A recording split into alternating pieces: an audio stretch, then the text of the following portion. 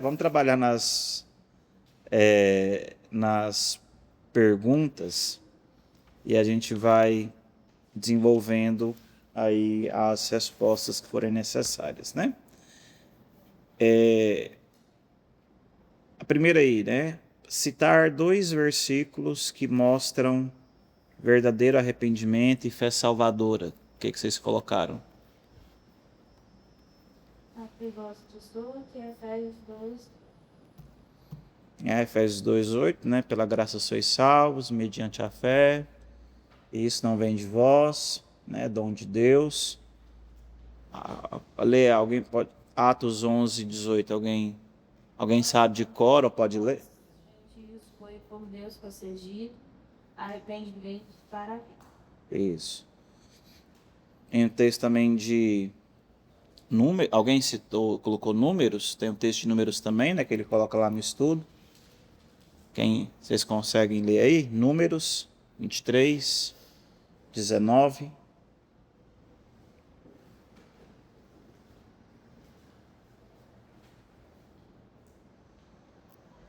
Alguém abre aí para mim e lê, por favor?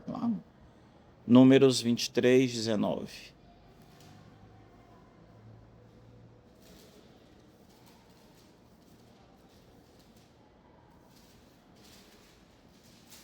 19. Isso. Deus não é como os homens se mentem. Não é um ser humano que muda de ideia. Quando foi que Deus prometeu e não cumpriu, ele diz que faz e faz mesmo. E na verdade, esses são só alguns textos, né? Nós temos outros textos que tratam a respeito dessa doutrina, né? Romanos 5, Romanos 9, né? A gente vai ter os textos de Gálatas, né? 5 também.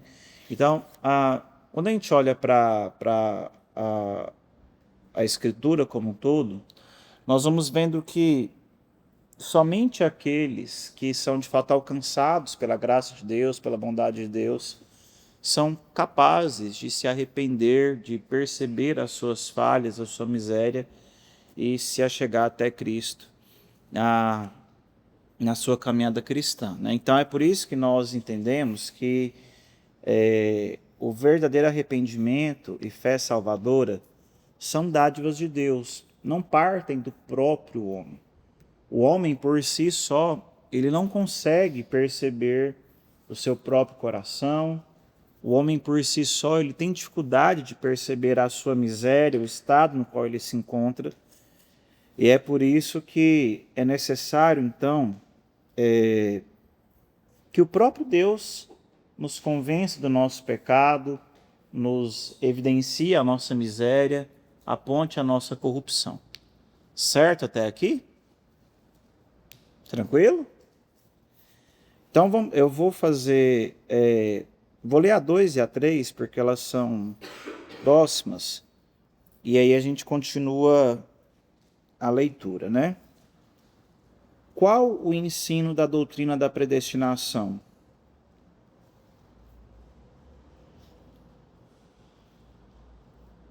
E aí?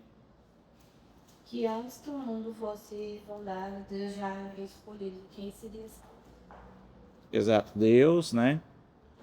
Antes da fundação do mundo, escolheu aqueles a quem ele salvaria, né? A doutrina da predestinação é incompatível com a declaração bíblica de que Deus deseja que todos os homens sejam salvos e o porquê. E aí, é incompatível?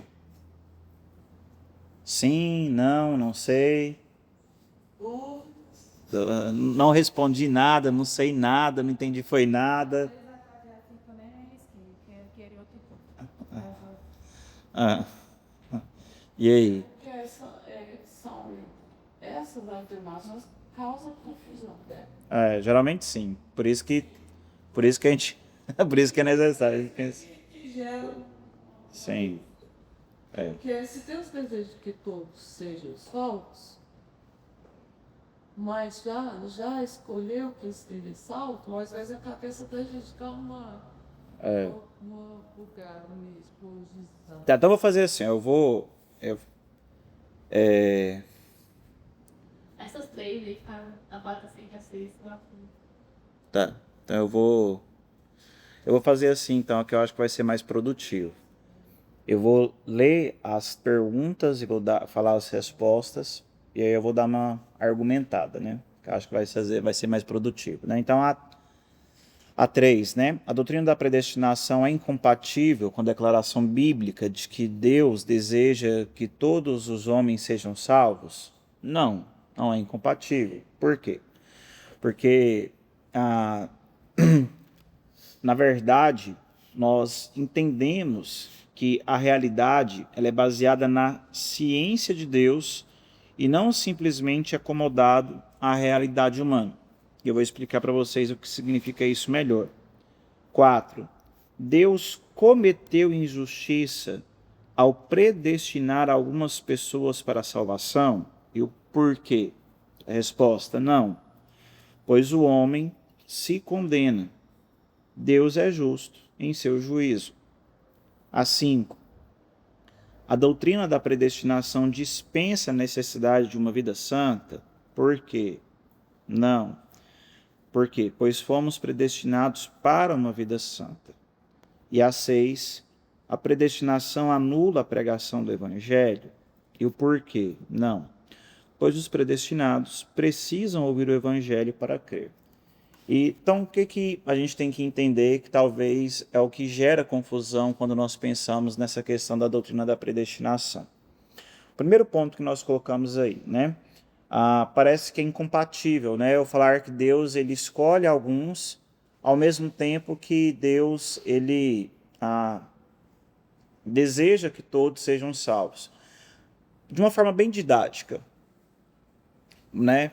Talvez para alguns vai ser mais fácil perceber, mas talvez seja um exemplo muito claro que nos ajuda a entender isso. Todo pai quer o bem do seu filho, certo? Todo pai, minimamente aí coerente, ama os seus filhos e espera que os seus filhos tenham melhor vida, tenham sucesso, tenham aí uma vida decente, né? Todo pai deseja o melhor para os seus filhos, é o que se espera de um pai. E nesse sentido, Deus ele também enxerga a cada um de nós como seus filhos e espera, né? A ideia é exatamente essa, né? Deus, no sentido de ser aquele que cria todas as coisas, ele de fato enxerga o homem criado como alguém que é amado, como alguém que é valioso, exatamente por ser aquele que criou e porque ele vê a sua criação como aqueles, né, que são feitos à sua imagem, têm a sua dignidade. Então, Deus, nesse sentido, ele entende que toda a humanidade é alvo do seu afeto. Tanto que a gente vê nesse mundo Deus ele sustentando a criação. Independente da pessoa ser cristã ou não, nós vemos a graça de Deus sendo derramada sobre esse mundo. A própria Escritura nos mostra isso. O sol nasce para os justos e injustos, a chuva cai sobre a terra para justos e injustos, ou seja, mesmo que haja nesse mundo pessoas que são corruptas, que negam a Deus, que não têm nenhum tipo de afeto por Deus, Deus ainda derrama o seu sustento, a sua providência, a sua graça. É o que nós chamamos de graça comum, né? Deus ele ainda derrama a sua graça sobre esse mundo, ainda que nesse mundo existam pessoas que neguem o nome de Deus. Então Deus, nesse sentido, como um pai amoroso, né, ele tem sustentado a sua criação. Mas ao mesmo tempo, voltando para aquele exemplo, o pai, ele sabe que muitas vezes, por mais que ele ame o seu filho, por mais que ele tenha afetos pelo seu filho, às vezes ele sabe que o filho não vai tomar o melhor caminho. E o pai entrega esse filho às suas decisões, né? Então, por mais que talvez o pai não concorde, e por mais que talvez o pai ele não tenha a ele tenha a plena concordância, mas ele simplesmente entrega o seu filho aos caminhos que ele deseja trilhar. E talvez a grande dificuldade quando a gente fala nesses termos é que parece, né? Eu creio que o grande ponto de tensão vem exatamente aqui, porque qual que é o tipo de leitura que nós fazemos? Falar assim, mas se Deus é soberano e ele tem toda a autoridade, por que ele não convence todo mundo para se arrepender, todo mundo, né? Muitas vezes a pergunta que paira sobre a nossa cabeça é exatamente essa. Porque assim, entender essa dinâmica de um Deus que olha para a sua criação, que ama essa criação tanto que derrama providência, derrama sustento, mas que ao mesmo tempo permite que alguns se percam na sua caminhada, já que Deus é soberano e poderia mudar esses corações, nos parece duro. Mas o que nós também temos que nos lembrar é que Deus, ele tem o seu propósito em todas as coisas que são feitas. Provérbios vai nos falar isso, né? Deus, ele tem propósito para todas as coisas, até o ímpio para o dia do juízo. Então, a grande verdade, e é o que Paulo vai argumentar, por exemplo, quando a gente vai ler lá em Romanos, no capítulo... Romanos não. Em Gálatas, né? Quando ele vai quando ele vai ilustrar as duas alianças, né? Quando ele usa a descendência de Sara e a descendência de Agar para ilustrar o ponto que ele está colocando, né? E Paulo diz, será que Deus ele é injusto de escolher a uma e rejeitar a outra? Ele fala assim, não. No fim das contas, a grande realidade é que toda a humanidade inicialmente foi criada para viver em comunhão com o Senhor. Como a gente viu aqui, o homem foi criado em estado de perfeição, em estado de plena comunhão. Mas o homem deliberadamente escolhe se voltar contra o seu pai amoroso e criador. E é aí que Deus então os entrega às suas paixões. É o que a gente vai ver, por exemplo, em Romanos 1, quando Paulo vai argumentar sobre a imundícia. E o texto fala assim, olha, Deus deixou ele seguir o curso natural dele. Deus os entrega às suas paixões. Outro exemplo bíblico, né, quando a gente vê, talvez seja um dos textos emblemáticos também nesse sentido, né, quando a gente vê por seguidas vezes, né, o texto bíblico fala assim, Deus endureceu o coração de Faraó, né, quando Moisés e Arão iam até o Faraó pedirem a libertação do povo, no episódio conhecido, né, das pragas do Egito, né, tá ali no comecinho do livro do Êxodo. E a gente vai ler exatamente isso. Deus endureceu o coração de Faraó, né? E falou assim, mas parece que Deus ele tá, né, tornando esse coração do homem rígido. Mas a grande verdade, a explicação disso é muito simples. O que Deus precisa fazer para que um coração corrompido seja endurecido? Simplesmente o entrega às suas próprias paixões. Para que o homem ele permaneça cego e permaneça com o coração endurecido, basta que Deus o entregue ao seu curso natural, que é o que Paulo fala em Romanos 1 exatamente, é a mesma dinâmica. Então é por isso que não existe essa incompatibilidade. Por quê? Porque ao mesmo tempo que Deus é sim um Deus amoroso, um Pai gracioso, ao ponto de que ele continua a sustentar esse mundo, mesmo que hajam ímpios e perversos, e que deliberadamente negam o nome de Deus e difamam o nome de Deus, mas Deus ainda manda chuva, Deus ainda manda sol, manda as estações, nós temos tido sustento, as coisas continuam a acontecer como acontece. Deus ele tem sustentado a realidade como um todo, graciosamente, mas a Bíblia também é muito clara em mostrar que Deus, por vezes, entrega o homem às suas próprias paixões. E para o homem ser perverso, Deus ele não precisa agir negativamente. A única coisa que ele precisa fazer é não intervir. Isso gera dúvida, Ah. porque nós não temos força em nós mesmos, nem para adorar, né? Por isso que a gente colocou, por isso que o ponto, e esse é o ponto que sustenta o 2. Qual que é a base da predestinação? É Deus mudando nosso coração. E Por nós mesmos, nós nunca escolheríamos Deus. Essa que é a grande verdade que a Escritura nos apresenta. O que gera, acho que o ponto polêmico, é que quando está dando essa explicação, Deus deixa o homem, parece que o homem tem poder de falar, não quero Deus, entendeu? Mas a grande verdade é que Deus só o entrega. Isso, aí a gente fica assim, não sei se todo mundo na mesma dúvida, e esse ponto que para mim é muito confuso de entender. Porque entender que Deus nos dá graça, né, nos salva, nos alimenta, nos conduz, é fácil não é fácil, né? A gente compreende a ação de Deus graciosamente na nossa vida. Mas entender que ele fala, parece que o homem fala, eu não quero com Deus, né? E ele deixa. Aí esse ponto que eu acho que é o conflito maior de entender por que Deus permite isso.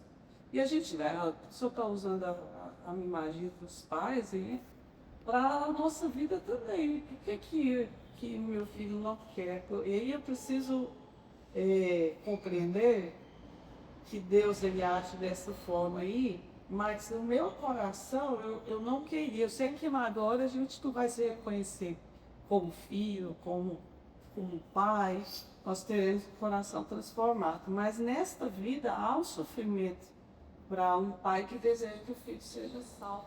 Com certeza. Não, isso aí é assim, é inegável, né? Mas eu concordo, às vezes o ponto de tensão vem exatamente nisso, né? Só ver um negocinho aqui.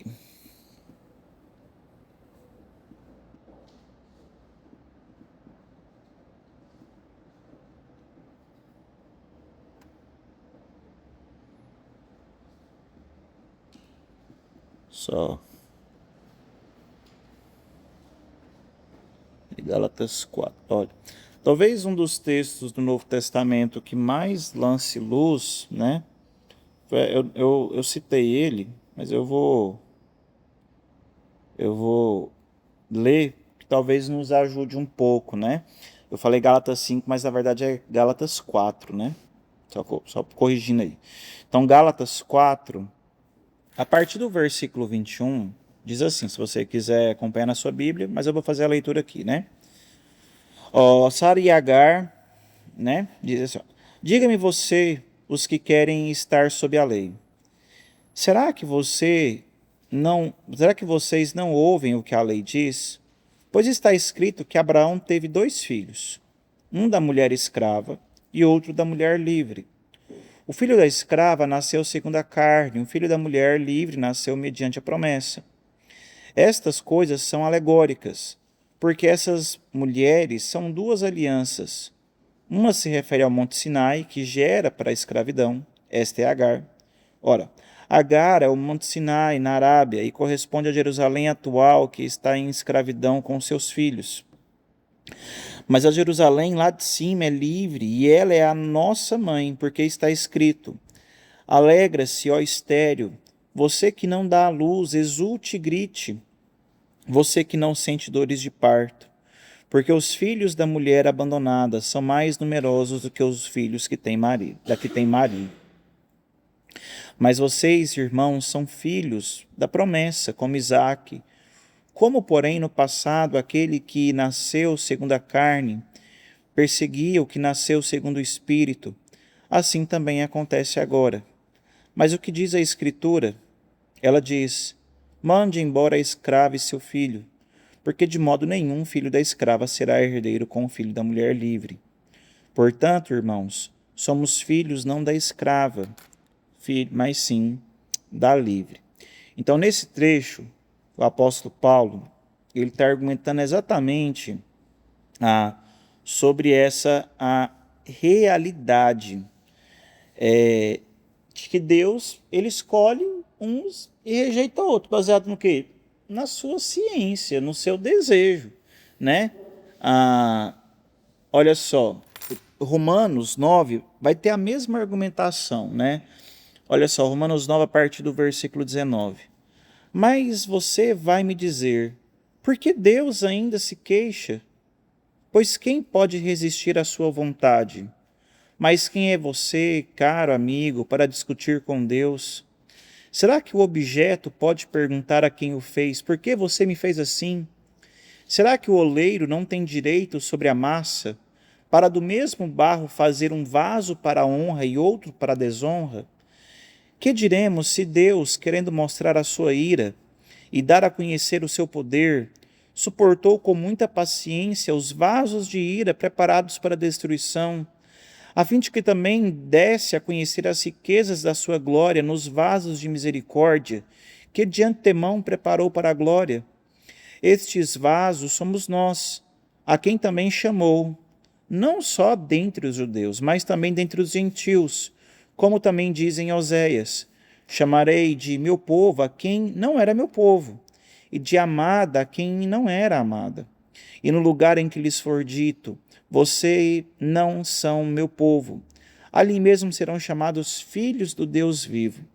Mas Isaías clama a respeito de Israel: ainda que o número dos filhos de Israel seja como a areia do mar, o remanescente é que será salvo, porque o Senhor cumprirá a sua palavra sobre a terra de forma plena e breve.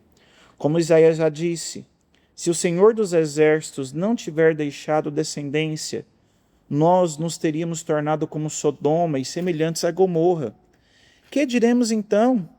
Que os gentios que não buscavam a justificação vieram a alcançá-la, a saber, a justificação que decorre da fé, e que Israel, que buscava a lei da justiça, não chegou a atingir essa lei. Por quê? Porque não a buscou pela fé, mas por obras. Tropeçaram na pedra de tropeço, como está escrito: eis que ponho em Sião uma pedra de tropeço e rocha de ofensa, e aquele que nela crê não será envergonhado. Então percebam que o que esses textos eles estão nos mostrando. E é importante porque são textos que a gente está olhando sobretudo para o Novo Testamento, né? Porque muitas vezes a argumentação é essa: mas o Deus do Novo Testamento é um Deus de graça, Deus de bondade. E é verdade, o Deus da Bíblia, né? Não é o Deus do Novo Testamento, né? Nós não somos dispensacionalistas. Mas a gente vai chegar lá, daqui a pouco, daqui a uns dias. Mas o que nós entendemos, né?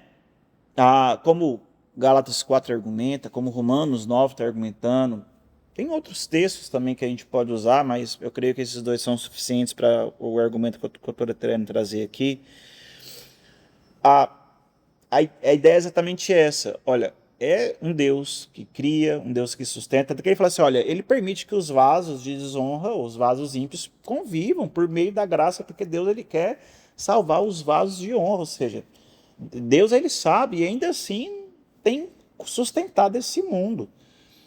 Mas Deus, ele entrega os homens às suas paixões.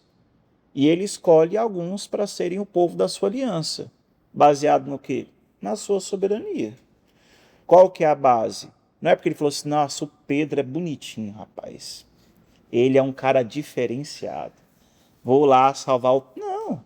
Ele sabe que o Pedro é pecador, sabe do... Não só o Pedro, né? Estou dando o Pedro de exemplo. Mas todos nós. Ele sabe as nossas misérias, ele conhece a nossa corrupção. Não existe nada em nós que agrada a Deus. Como Isaías vai nos dizer, as nossas melhores obras são trapos de imundícia. O que tem de bom em nós? Não tem nada. E a Escritura é muito clara em nos mostrar isso. Mas aprove a Deus pela sua graça, pela sua bondade nos chamar. E isso nos leva a entender. Então, assim, olha, Deus ele não cometeu injustiça quando ele chama para si um povo. Porque a grande verdade é que depois de Gênesis, se Deus simplesmente tivesse entregado a humanidade ao seu curso natural, todos estaríamos condenados. Porque a grande questão que às vezes dificulta nós entendermos essa doutrina da predestinação é a ideia de dupla predestinação, né? Deus ele predestinou alguns para o céu e predestinou outros para o inferno. A gente tem que entender que quem condena o homem é ele mesmo. Quem? Exato. Quem foi que pecou? Foi Deus que nos conduziu ao pecado? Não. O homem pecou porque ele quis pecar. Lê Gênesis 3 e dali em diante toda a humanidade é corrompida. Então, o que Deus tem que fazer para que o homem seja condenado é simplesmente deixar que ele siga o seu curso natural. É por isso que nós não defendemos. Tem uma linha, né, uma heresia calvinista, né, que é o hipercalvinismo, que crê na dupla predestinação, né? Mas nós entendemos, e os símbolos de fé da nossa igreja, né, a forma oficial que nós nos posicionamos, é uma predestinação positiva. Ou seja, o homem estava entregue às suas paixões, o homem entregue ao seu curso natural, é o suficiente para condenação, e Deus intervém com a sua graça positivamente, chamando alguns para a eternidade. Então, para que o homem alcance o inferno, basta que Deus faça nada. E pelas nossas próprias forças, nós conseguimos chegar ao inferno tranquilamente. Mas para que nós consigamos nos chegar a Deus, se Deus mesmo não intervir, é impossível. É o que Paulo, eu citei aqui na Efésios 2, o versículo 8, né? Geralmente é um versículo que calvinistas decoram, né? Pela graça sois salvos, mediante a fé. Talvez é o versículo bíblico que melhor resume e melhor expõe essa verdade da doutrina calvinista, né? Da salvação pela graça. Mas o capítulo 2 de Efésios, Paulo começa a argumentação mostrando, né, a nós que antes estávamos mortos nos nossos delitos e pecado, nos deu graça. Pensa comigo, qual que é a vontade de um morto? Uma pessoa que morreu, que vontade que ela tem? Qual que é a força que ela tem? Qual que é a capacidade que ela tem? Nenhuma. O morto está morto. Ele não tem força de vontade, ele não tem esforço, não tem mérito, ele é apenas um morto. Ele está ali desfalecido, sem capacidade, sem condições. E a Bíblia olha para nós, antes da intervenção da graça, como mortos em delitos e pecados. Ou seja, isso não é o próprio Deus intervindo e vivificando a nós mesmos, a nossa condição natural é de morte. Não no sentido biológico, né? Mas no sentido espiritual. Então só existe vida porque Deus nos vivifica. Só existe arrependimento porque Deus mesmo age no nosso coração, possibilitando a realidade de uma vida santa. Então, por isso que nós cremos que a doutrina da predestinação é a doutrina que melhor nos apresenta o plano redentivo que a Escritura nos dá. A gente vai ver, tem sim oposições, é o que a gente vai ver na aula da semana que vem. A gente vai ver algumas objeções que foram levantadas historicamente, sobretudo do movimento arminiano. Isso vai ser o conteúdo que a gente vai ver um pouco melhor na aula que vem, não vai ser o foco de hoje. Hoje é mais para a gente apresentar em si a predestinação, né, e o plano redentivo. Mas o que nós temos que entender nesse sentido é exatamente que Deus ele não é injusto quando ele age dessa forma. Muito pelo contrário, Deus ele é justo ao tal ponto que ele fez ele fez um pacto de obras. O dia em que o homem pecar, certamente morrerás.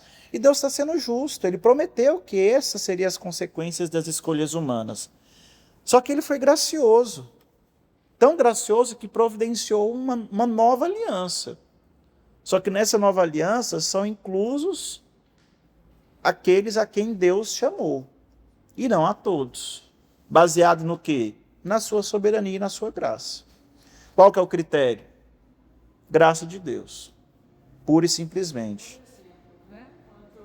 O Novo Testamento fala que ele veio para os gentios também, né?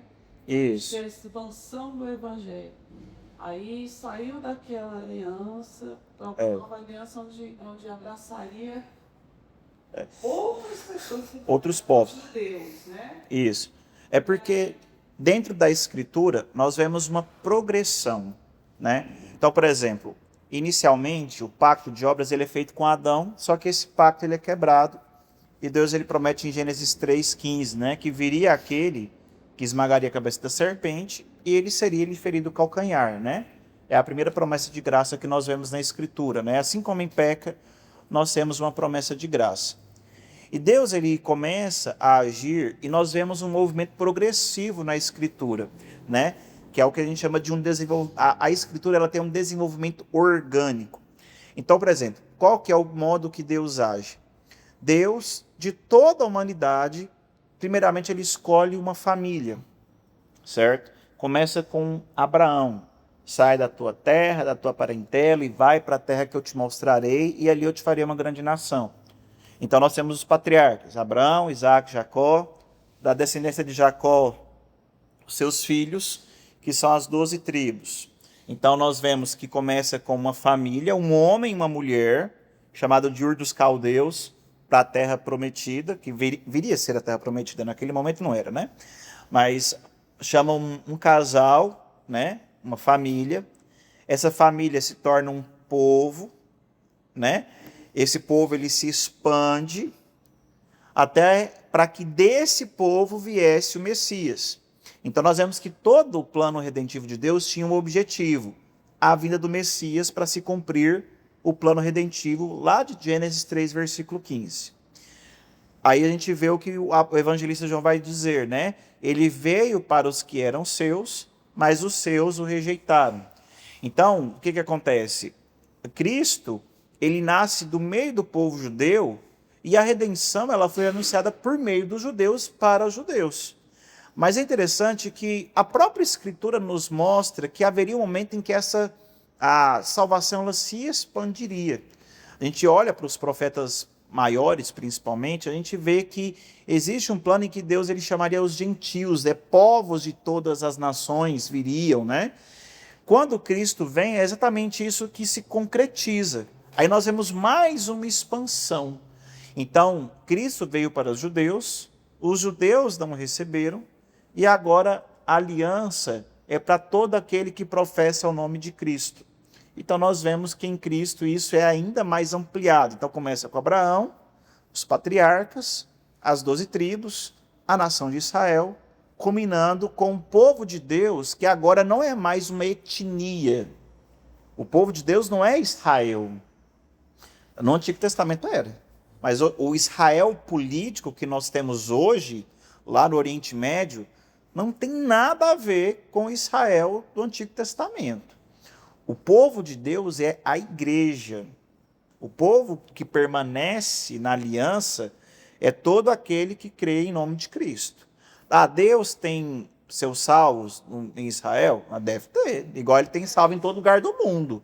Mas não é por ser judeu, mas é por confessar o nome de Cristo. O projeto ali na divisão do reino também, né? Que o povo judeu se divide e aí tem uma... Se fala depois de Salomão ali. Sim, aí tem uma nação que está seguindo os preceitos, né? A grande verdade é que, no fim das contas, as duas terminam em corrupção, né? O Reino do Norte, ele se perde primeiro, ele vai para o exílio primeiro, mas, no fim, o Reino do Sul também vai para o exílio, né? O Reino do Norte vira Samaria, né? E eles se perdem.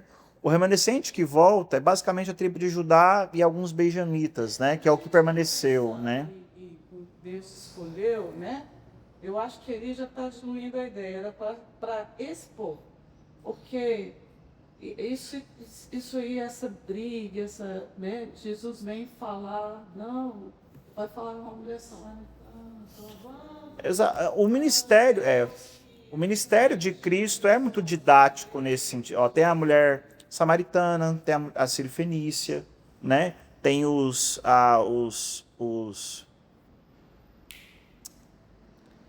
soldados, né? Eu esqueci, tem um nome específico, não é soldado romano, não.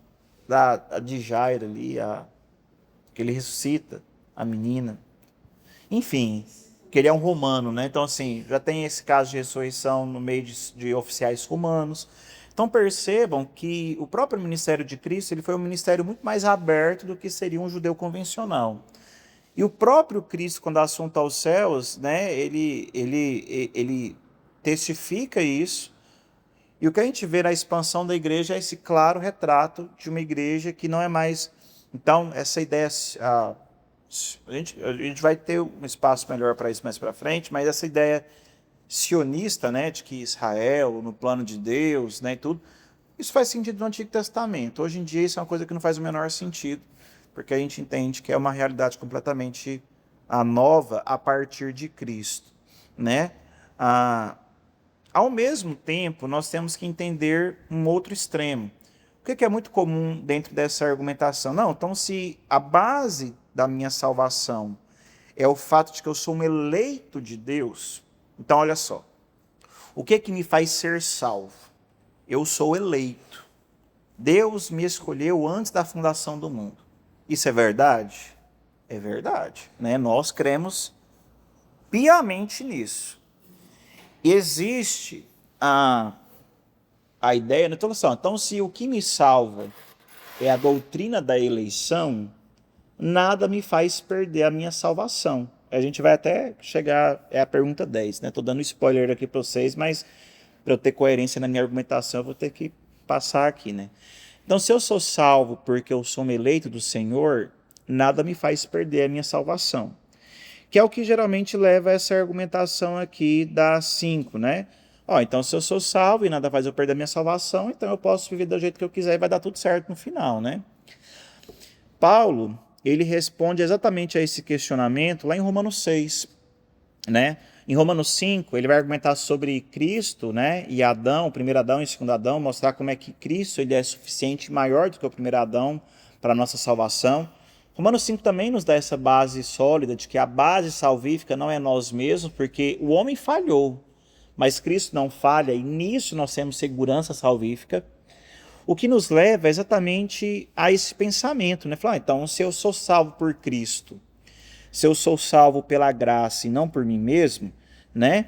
Tanto que o capítulo 5 de Romanos, ele termina assim, olha, a lei veio para aumentar a ofensa, mas onde abundou o pecado, aumentou muito mais, geralmente a gente decora superabundou, né? Onde abundou o pecado, superabundou a graça, fim de que o pecado reine pela morte, assim também a graça reinasse pela justiça que conduz à vida eterna por meio de Cristo, nosso Senhor. Então, qual é o argumento de Paulo? Olha, onde o homem falhou, onde o homem pecou, Deus derramou graça. Ou seja, nós somos sim pecadores, mas a graça de Deus é superabundante.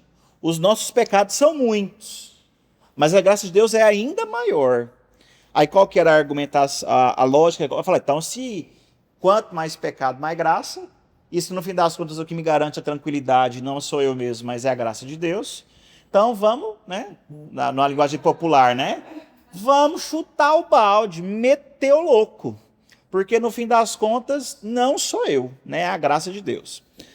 Aí Paulo vem, aí ele fala assim, não, isso aqui não vai dar certo, né, aí ele vem e coloca, né, Romanos 6, né, que diremos então? Continuaremos no pecado para que a graça aumente ainda mais? Ou seja, será que a lógica é essa? Então, eu vou pecar mais para que eu tenha mais graça? Então, eu vou viver uma vida dissoluta, porque no fim das contas o que me garante é a graça mesmo.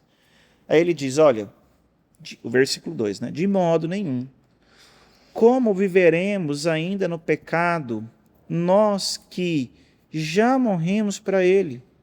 Ou será que vocês ignoram que todos nós que fomos batizados em Cristo Jesus, fomos batizados na sua morte? Fomos sepultados com ele na morte pelo batismo, para que com Cristo fosse ressuscitado dentre os mortos para a glória do Pai. Assim também nós andemos em novidade de vida. Então qual é o argumento de Paulo aqui nesse texto? Fala assim, olha, não faz sentido. Se nós estamos em Cristo, conhecemos a sua graça, somos chamados pela salvação, se morremos para o nosso velho homem e renascemos em Cristo, ou seja, se eu estava morto em pecado, mas alcancei vida em Cristo, como é que eu vivo uma vida de pecado? Como é que eu tenho conivência no pecado? Como é que eu vou deliberadamente permanecer pecando? Então percebam que a argumentação é contrária. A graça não me faz pecar ainda mais. Se eu entendi a graça, eu vou querer pecar cada vez menos. Porque se eu estou em Cristo, eu quero me parecer com aquele que me salva. Eu não quero que a graça seja superabundante para que eu possa viver uma vida dissoluta. Eu quero que a graça seja abundante para que eu consiga lutar contra o meu velho homem. Eu quero que a graça seja abundante para que eu seja moldado à semelhança de Cristo. E não para que eu possa viver uma vida dissoluta, desregrada e fazer o que eu acho melhor. Eu quero uma graça que me molde a imagem do meu Salvador. Então é por isso que predestinação não nega santificação, muito pelo contrário. Os predestinados, eles são predestinados para uma vida santa. Então, que é um dos pontos que a gente vai ver lá em voltando mais, por isso Efésios 2 é um texto muito importante para a doutrina da salvação, né? Mas é o que Paulo vai argumentar exatamente na sequência, né? Até eu brinco com os meninos, né? O nosso erro é porque a gente decora só o versículo 8, né, de Efésios 2, né? Mas ele continua, né? Porque pela graça somos salvos, mediante a fé, isso não vem de nós, é um dom de Deus, é uma verdade. E o texto continua. Não de obras, para que ninguém se glorie, pois somos feituras dele, criados em Cristo Jesus para boas obras, as quais Deus de antemão preparou para que andássemos nela. Ou seja, eu sou salvo pela graça, mediante a fé, isso não vem de mim, é um dom de Deus, mas essa minha salvação ela tem um objetivo, que são as boas obras. E entendam, biblicamente falando, boas obras não é dar cesta básica. Cesta básica, um ateu dá, certo? Você não precisa ser crente para entregar a cesta básica. Você não precisa ser crente para ajudar um morador de rua. Você não precisa de ser crente para fazer assistência social.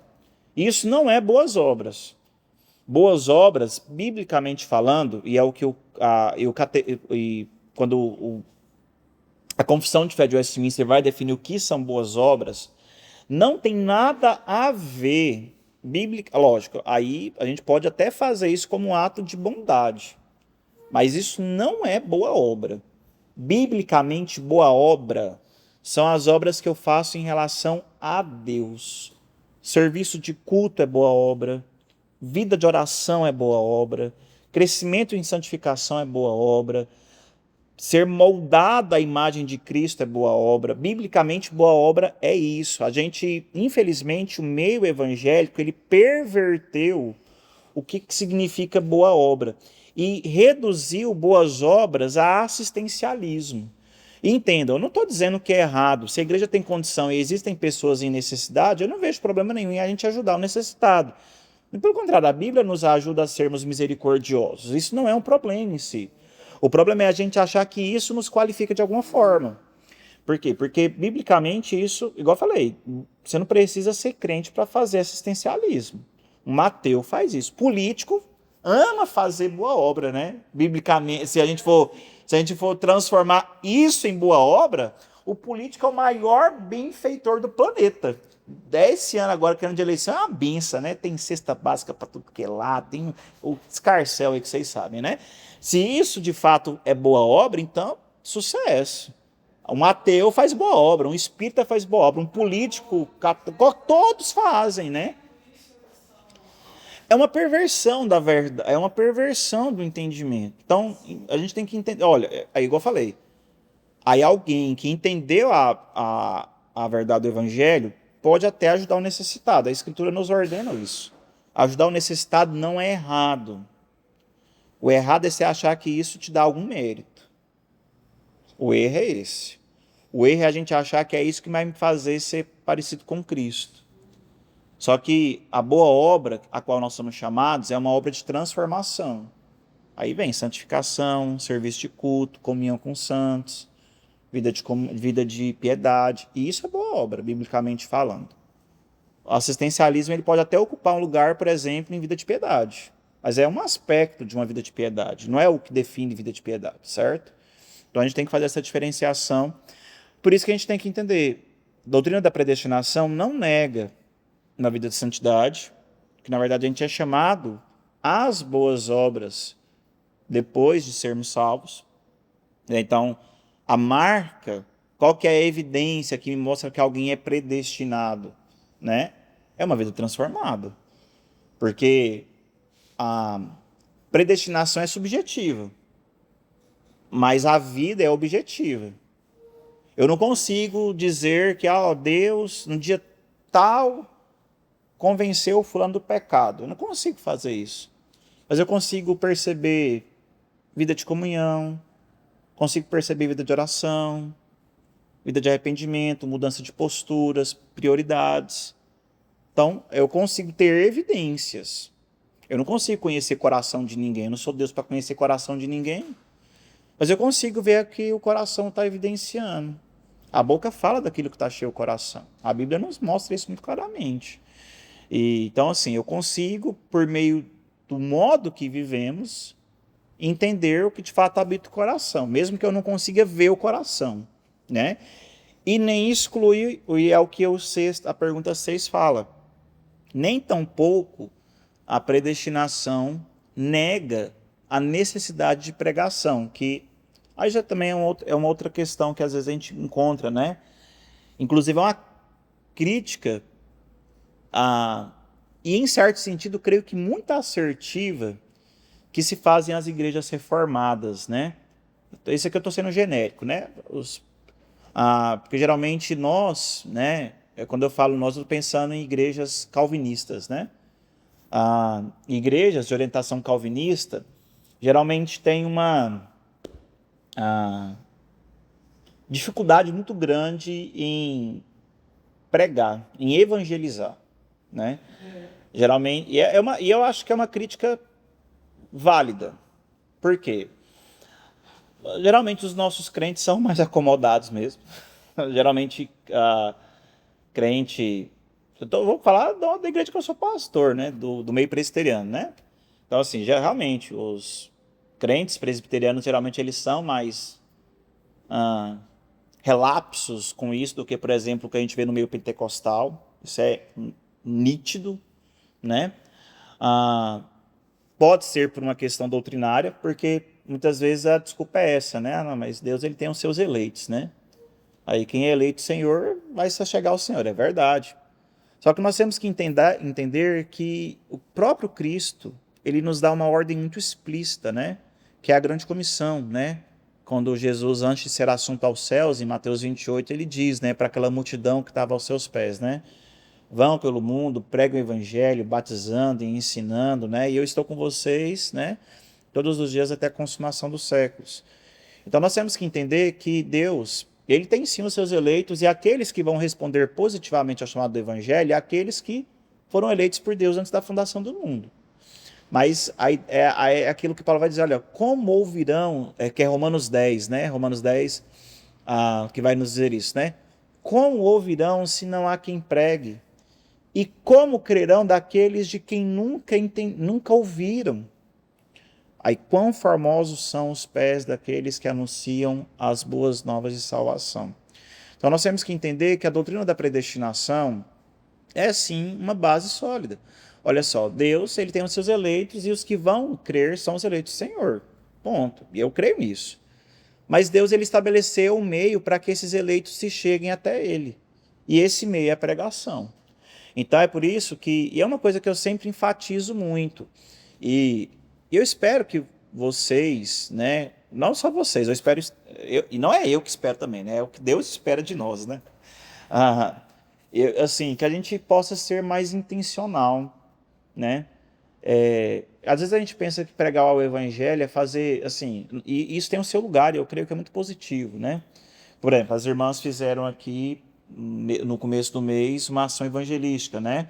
Vieram para cá, na própria porta da igreja, fizeram, em alusão ao Dia da Mulher, né? Fizeram uma abordagem, entregaram mini-bíblias, assim, anunciaram Cristo, né? Para o pessoal que estava passando aqui na avenida, muito positivo. Eu acho que isso é super válido. E eu creio que a igreja ela precisa ter esses momentos também. Mas nós temos que entender que, muitas vezes, o jeito mais efetivo de pegar o evangelho, às vezes, fala assim, não, pastor, eu não tenho chamado missionário, eu não tenho chamado para ir para outras nações, e tudo certo. Nem todo mundo tem que ir para pegar o evangelho, né? Na verdade, a realidade que nós temos visto hoje é bem diferente, né? A realidade do evangelicalismo no mundo hoje, ela tende para outro sentido. Mas você pode fazer isso no seu emprego.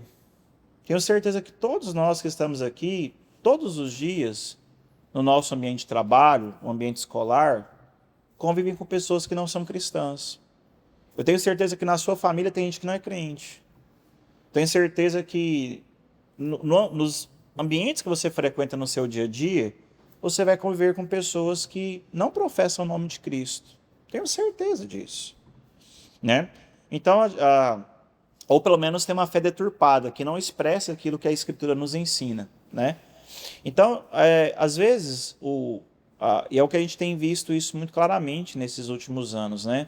O perfil do brasileiro, ele mudou bastante.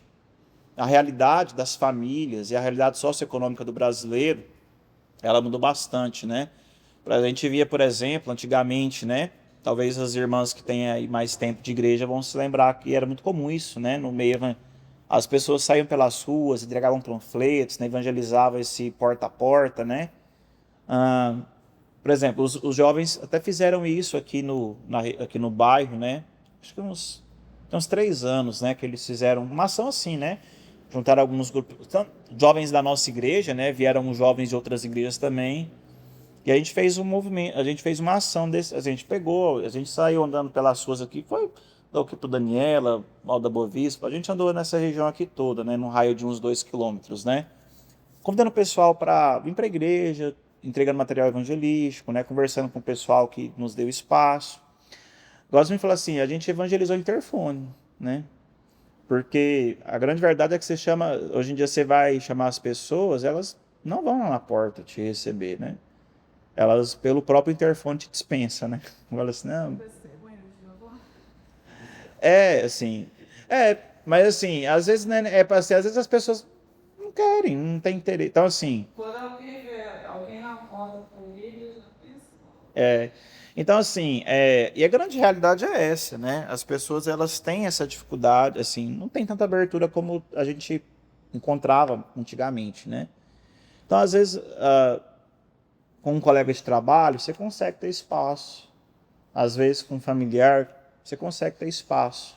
Então, a gente usar esses momentos e ser intencional. Nem todo mundo é chamado para ir para fora do país, para ir para tribos. Tem os missionários que são chamados para isso e que bom que Deus levanta pessoas para isso, né? Mas a gente sabe que nem todos têm esse chamado, e tudo bem. Mas você tem um chamado para pregar o evangelho, né? Esse chamado para pregar o evangelho não é só do missionário, não é só do pastor. É do crente, é da igreja. É seu chamado. Como se você crê em Cristo, você tem essa responsabilidade. E a doutrina da eleição não nos desresponsabiliza, né? Não sei nem se existe essa palavra, né? Se não existir, agora existe. Assim, isso não tira a nossa responsabilidade. Muito pelo contrário, nos responsabiliza ainda mais. Se esse é o meio que Deus estabeleceu para que pessoas se acheguem ao Evangelho, quando nós não o fazemos, nós estamos sendo instrumentos de destruição. Porque são pessoas que foram eleitos antes da fundação do mundo, e Deus tem os seus meios. Ele vai fazer com que aqueles que são os seus eleitos se acheguem ao Evangelho. Mas ai de nós se nos calarmos. Então, não nega a nossa responsabilidade, muito pelo contrário, né? Nos chama a sermos responsáveis com aquilo que Deus tem nos entregado. Foi muita coisa, falei demais. Mas ficou algum ponto que eu preciso falar mais, que vocês não entenderam, está confuso, está truncado aí na mente? Igual eu falei, vai ter mais, semana que vem tem mais disso. Semana que vem a gente vai continuar e vai ser mais destrinchado, comparando com algumas objeções, inclusive, né? Qual a objeção, na verdade, do arminianismo, né? Que é o principal movimento de oposição, né? Mas até aqui, ok? Certo. Nesse sentido, a gente tem, então, para a gente caminhar aí para a conclusão, nós temos aí, só para os irmãos entenderem essa pergunta 7, 8 e 9, né? Isso aqui é teologia sistemática, né? Você não vai encontrar isso aqui na teologia bíblica. Dentro do plano de salvação, nós estabelecemos aquilo que nós chamamos de ordo salutis, né? É a palavra, mas traduzindo, né? A ordem da salvação. O que essa doutrina da ordem da salvação nos mostra? Ela é basicamente uma exposição didática do modo como Deus ele intervém na realidade humana, nos chamando ao arrependimento. E dentro dessa ordo salutis, nós vamos ter alguns passos, né? Começa com a eleição, regeneração, conversão, justificação, fé e arrependimento, aí sim salvação, e aí então conversão, vida eterna, certo? É basicamente essa a dinâmica. Esses 3 pontos, eles são geralmente os pontos que dão mais confusão e inversão, né? Então por isso que a gente coloca eles aqui. O que é então regeneração? Ação do Espírito Santo e na mente, no coração do pecador, predestinado para a salvação. Exato. Então, é o convencimento, certo? Em outras palavras, né, se a gente pudesse resumir isso em uma palavra, regeneração é o convencimento, né, onde nós somos convencidos do nosso estado. E aí a conversão, né? O que é a conversão?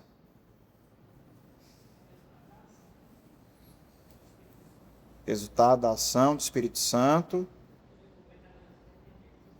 Isso, né? Então, depois da regeneração vem a conversão. Então, agora convencido dos nossos pecados, nós somos convertidos, certo? Ou seja, o nosso coração ele é transformado. Convencido pelos pecados, o coração é transformado, né? E esse é o ponto, e é engraçado que é assim, esse é o ponto que vai ter discordância com o movimento arminiano. Porque o que nós cremos? Nós cremos que primeiramente nós somos regenerados, o Espírito Santo age no nosso coração para que nós então sejamos moldados. E aí, a partir dessa ação do Espírito Santo, nós experimentamos a conversão, que é a mudança visível. O arminianismo vai dizer que primeiro acontece a conversão e depois a regeneração. Ou seja, primeiro a pessoa passa por uma mudança e depois essa mudança ela é então a regenerada.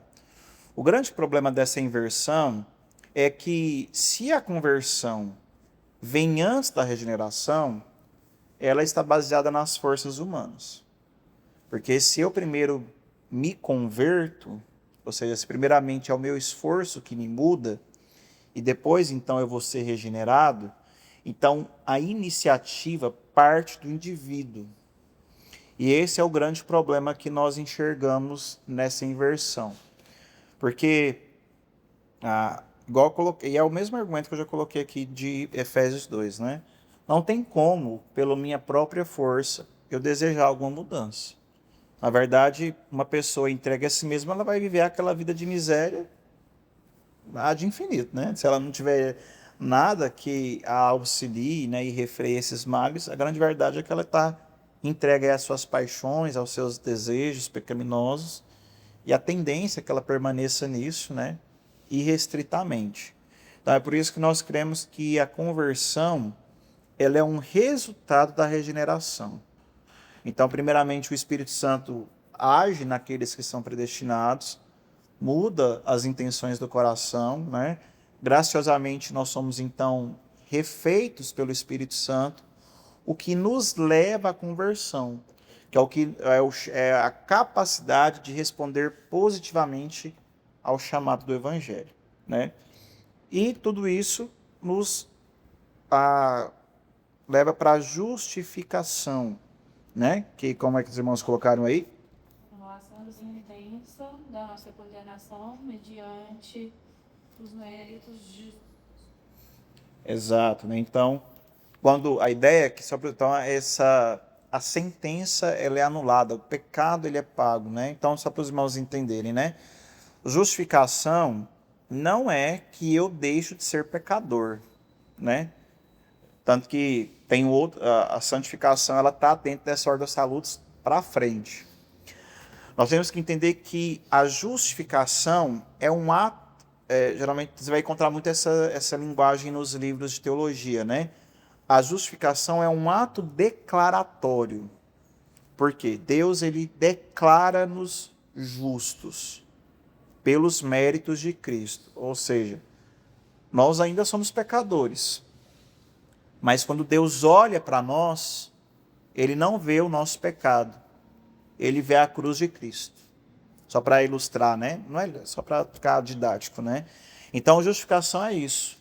eu ainda tenho pecados, eu ainda tenho falhas, por isso que a santificação ela é necessária e ela vai seguir por toda a vida, né, até chegar na santificação e na vida eterna, né? Mas juridicamente eu já estou justificado.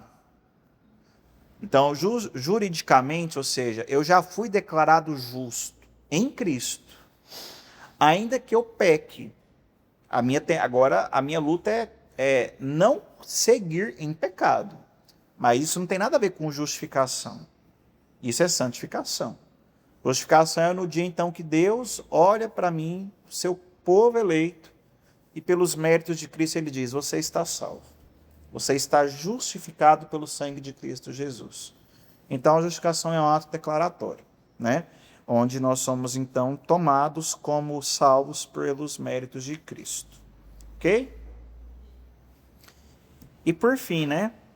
A gente pode ter segurança e certeza da nossa salvação? Sim. Porque, igual a gente colocou, né? Se não depende de nós, não é a nossa graça, não é a nossa força, não é a nossa capacidade, mas toda a salvação ela está alicerçada nos méritos de Cristo. Então a salvação ela nos é garantida por aquilo que Cristo faz. Logo a gente pode ter certeza, não por nós mesmos, porque por nós mesmos a gente sabe que nos perderíamos, né? A grande verdade é essa.